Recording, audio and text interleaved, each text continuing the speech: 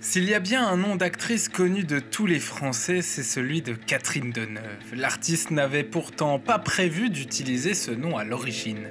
Voici comment Catherine d'Orléac est devenue Deneuve. Tout commence au début des années 1960. La jeune femme grandit dans une famille de professionnels du cinéma. Un père acteur et une mère comédienne de théâtre. Au début, pourtant, Catherine ne se destine pas à une carrière d'actrice. Elle a eu quelques rôles de figuration, certes, mais voit plutôt ça comme un simple loisir et non une véritable vocation.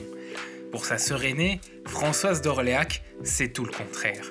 Elle rêve de succès et commence à se faire un nom dans le 7e art. C'est en 1960 que le destin des deux sœurs d'Orléac se croise une première fois devant la caméra. Pour son film Les Portes claquent, Jacques Poitrenaud engage Françoise et cherche une actrice pour incarner sa sœur à l'écran. Le choix de Catherine pour ce rôle se fait logiquement, mais il est difficile d'avoir deux femmes avec le même nom de famille sur l'affiche. Pensant encore que sa carrière ne sera que passagère, Catherine d'Orléac choisit le nom de jeune fille de sa mère. Catherine Deneuve est née. Mais même si elle continue à faire des films, le cinéma ne la passionne pas encore.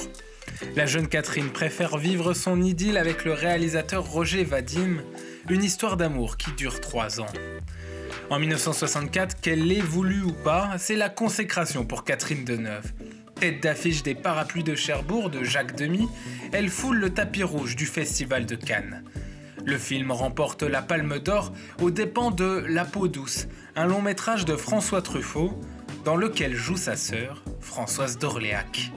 La déception de Françoise affecte fortement Catherine Deneuve, mais les deux sœurs restent soudées.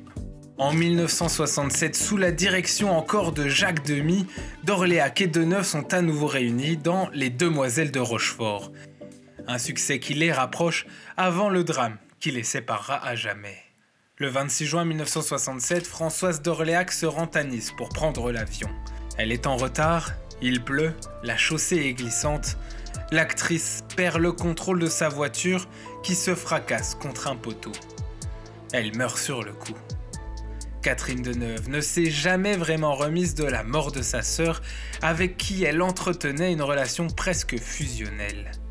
Et après le choc, elle décide de garder à jamais Deneuve comme nom de scène, pour laisser son vrai nom à sa défunte sœur.